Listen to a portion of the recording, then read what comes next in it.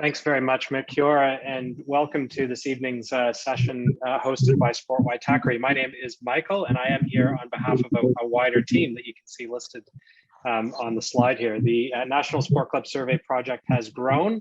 We're in our fourth year now, and you can see we've got a team of 7 who are plugging away now, looking at insights and trying to share them in a meaningful way, as we are hoping to do this evening. So thanks very much to Mick and Javid and the team at Sport Waitakere for hosting us. Thanks also to the sponsors that you see on the front slide here. We just simply wouldn't be able to do what we do without their support. So big shout out to them. So as mentioned, the National Sport Club Survey was in its 4th iteration in 2021. Project started in 2018. And it has expanded to the point now where we don't only just collect numeric data through an online questionnaire that goes out to our database of 7,500 clubs around the country, but we also now follow up and do a variety of interviews and other things. So this year, one of the big focuses was around women and girls, and we have just been wading through over many weeks now a whole lot of interesting insights about women and girls capacity, female-friendly environments, which we'll speak to tonight. And Catherine and Hannah are also involved doing follow-up interviews with female chairs of community sport clubs and around women and girls development more broadly. So all in all, we absolutely relish this opportunity to engage directly with the community and share some of the insights with you. And again, for the purpose of fostering that discussion, which we look forward to doing this evening. So one of the sort of sidelines of all of this really is this idea of accessing and interpreting available insights. And in fact, the nature of the National Sport Club Survey, the way it was born, the way it was conceived, was as a complement to all of the other insights that are actually out there. The sports sector, as you all know, working and volunteering in it is complex. There's a whole lot of organizations of varying types and profit objectives. Most sport clubs, of course, are nonprofit. But there are professional for-profit organizations that are intertwined. We've got not-profit RSOs and RSTs and NSOs and so forth.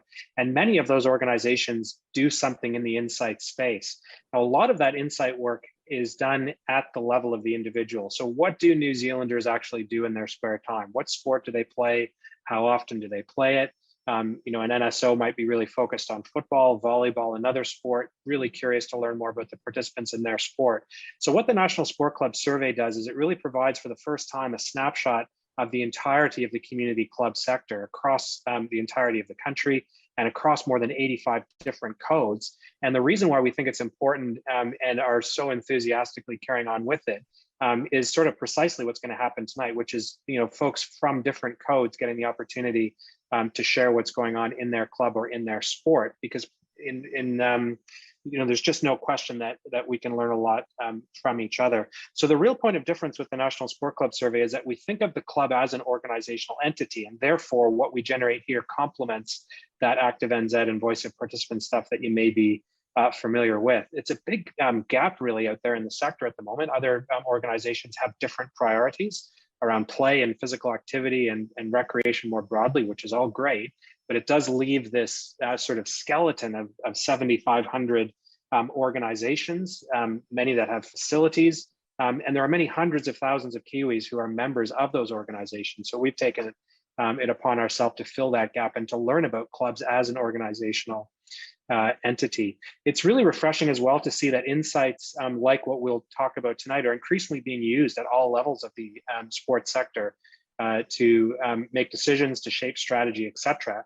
And that's one of the messages that we hope to convey this evening is that in your clubs or in your sports, whatever your role may be, we really encourage you to gather and interpret whatever insights you see, including those that you'll see this evening.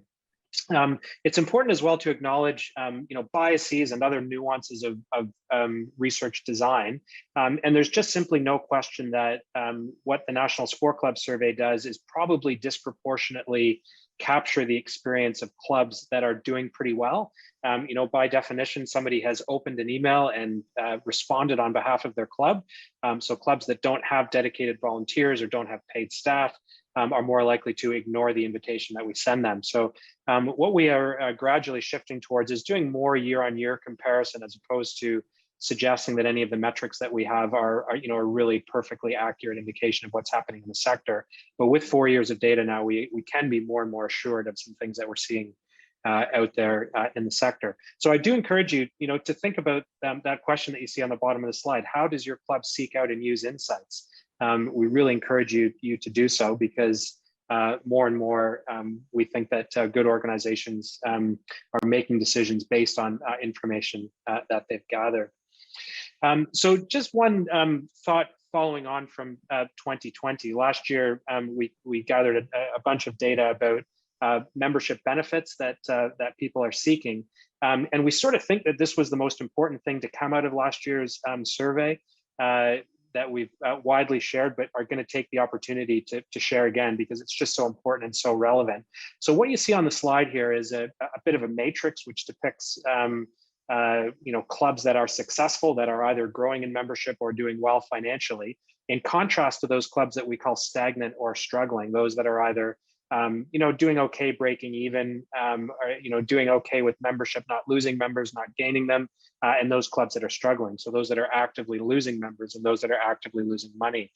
And if we draw that contrast in terms of the benefits that they think their members are seeking, a really clear distinction came through last year that, again, we're just reiterating quickly at the outset of this year's Insight session.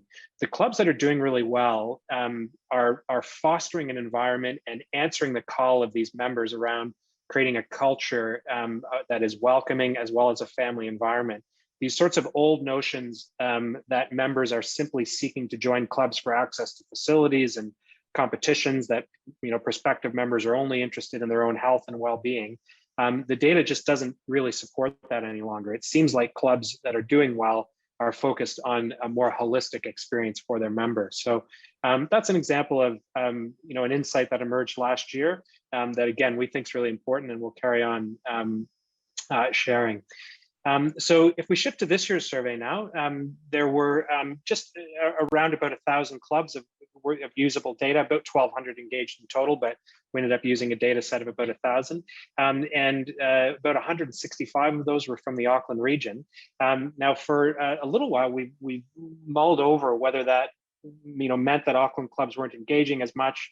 And it turns out that Auckland clubs are much larger, and despite the fact that it's a third of the population of the country, it does represent only about 20% of the clubs. So the clubs are much larger in Auckland than they were elsewhere. So compared to the population, we've done all right, the population of clubs, that is. And you can see the number that participated in this year's National Sport Club Survey. So the plan for this evening, we're calling it an Insights workshop embedded within the West Auckland Club Leaders Forum. We've got 4 topics that we want to talk a little bit about. You can see them on the screen there. So we'll start with some overall metrics. We'll shift to some Auckland region specific insights. We'll then get Catherine to speak about the very interesting part of the project she's doing around female chairs. And Mel will finish with the discussion of female-friendly environments. Now, some of this information is already out there. We've got insights sheets, which we've been circulating for several weeks now. But I guess tonight there's the opportunity to dig in a little bit deeper and, in fact, to chat about them once we get into the breakout groups. So overall, the purpose of what we're trying to accomplish here is that you'll take some ideas back to your club or your sport. You'll initiate a conversation with the committees that you sit on and in your wider networks.